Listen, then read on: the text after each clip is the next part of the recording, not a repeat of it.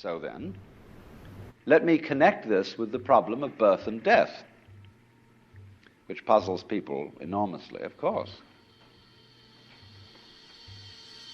Because in order to understand what the self is, you have to remember that it doesn't need to remember anything. Just like you don't need to know how you work your thyroid gland. So then, when you die, you're not going to have to put up with everlasting non-existence, because that's not an experience. A lot of people are afraid that when they die, they're going to be locked up in a dark room forever.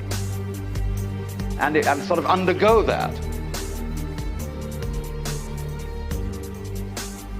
But one of the most interesting things in the world, this is a yoga, this is a way of realization. Try and imagine what it will be like to go to sleep and never wake up.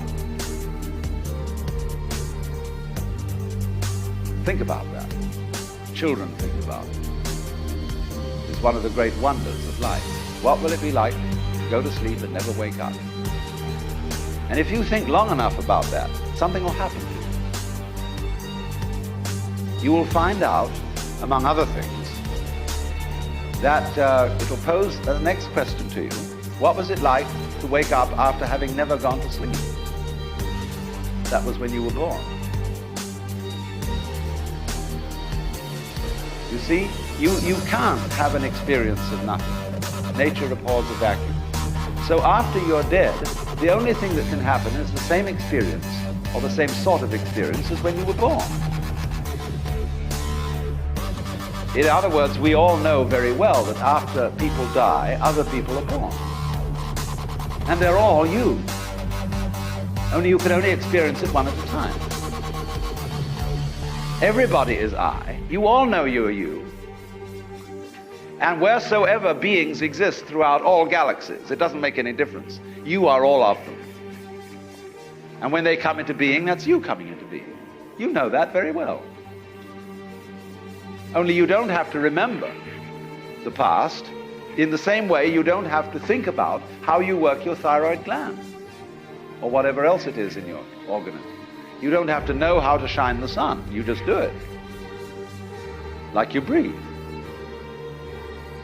Doesn't it really astonish you that you are this fantastically complex thing? And that you're doing all of this and you never had any education in how to do it? You never learned, but you're this miracle? Well, the point is that from a strictly physical, scientific standpoint, this organism is a continuous energy with everything else that's going on. And if I am my foot, I am the sun.